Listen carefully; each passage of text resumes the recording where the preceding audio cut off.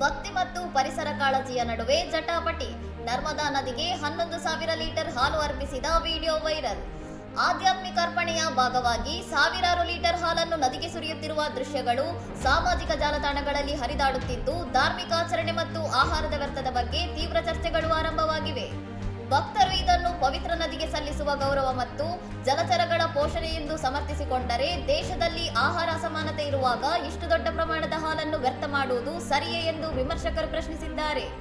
ವಿಜ್ಞಾನಿಗಳ ಪ್ರಕಾರ ಹಾಲಿನಲ್ಲಿರುವ ಕೊಬ್ಬು ಮತ್ತು ಪ್ರೋಟೀನ್ ನೀರಿನಲ್ಲಿ ಕರಗಿದ ಆಮ್ಲಜನಕ ಮಟ್ಟವನ್ನು ಕಡಿಮೆ ಮಾಡುತ್ತದೆ. ಇದರಿಂದ ಮೀನು ಮತ್ತು ಇತರ ಜಲಚರ ಜೀವಿಗಳು ಉಸಿರಾಟದ ಸಮಸ್ಯೆಯಿಂದ ಸಾವನ್ನಪ್ಪುವ ಅಪಾಯವಿದೆ.